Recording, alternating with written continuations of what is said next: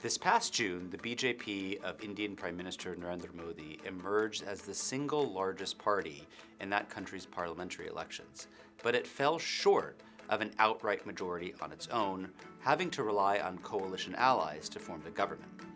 While the BJP may be weakened, the nature of political order in India has fundamentally changed.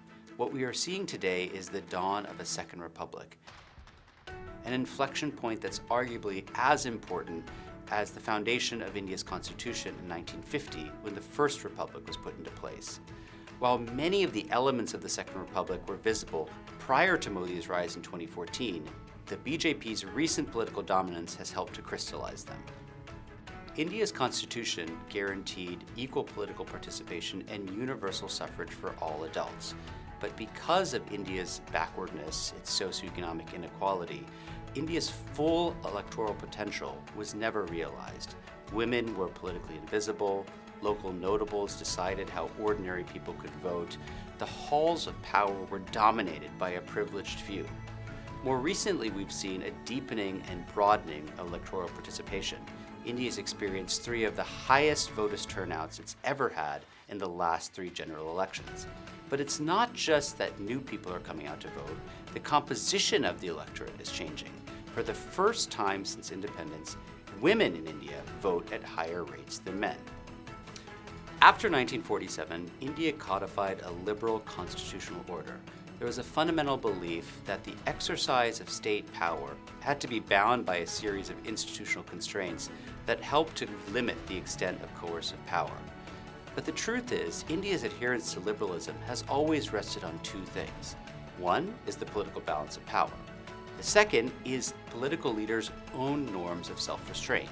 The BJP has remained fully committed to electoral democracy.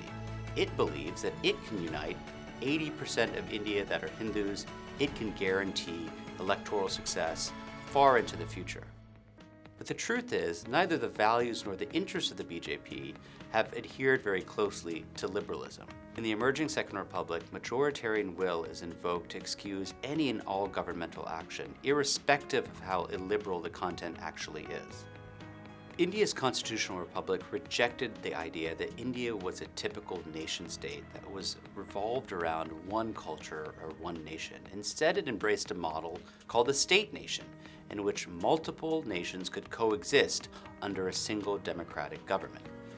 The present regime believes that India is a civilizational state, hearkening back to a prior era of Hindu supremacy. It's not trying to build something new, but rather reclaim something it believes was unfairly taken away, what the Prime Minister calls India suffering from 12 centuries of slavery.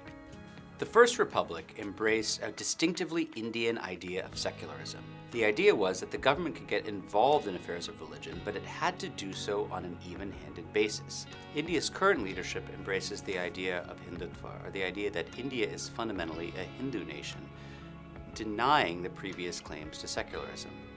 In a Hindu nation, loyalty to the Hindu identity is the defining virtue of citizenship. The legal and constitutional ramifications of Hindutva are obvious, but less well understood is the way in which the BJP penetrates civil society. The BJP is an unusual political party. It is the political wing of a larger constellation or family of Hindu nationalist organizations. That means that when the BJP is in power, it not only controls the reins of government, but it also has the capacity to mobilize a tremendous amount of street or civil society power, which allows it to enforce Hindu nationalist dogma. While India's First Republic was characterized by a central government that had extraordinary powers, federalism and the federal design was a deeply embedded piece of the constitutional architecture. The BJP does not necessarily share the same constitutional imagination that India is a union of states. Under the guise of re-centralizing power, it's instead tried to propagate and advance one-nation policies that militate against decentralization and devolution. The dawn of India's Second Republic reflects a complete reimagination of India's political order. But true to India's nature, binary distinctions don't adequately capture the shift underway. First, India is simultaneously becoming more democratic while growing more illiberal at the same time. Second, the Indian state has emerged as a much more capable state, but also one that is much more coercive in nature.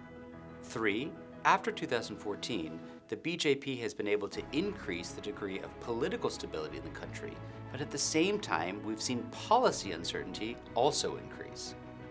Finally, under the Second Republic, India is emerging as a more valuable partner to countries like the United States, but it's also becoming an increasingly difficult one to relate to.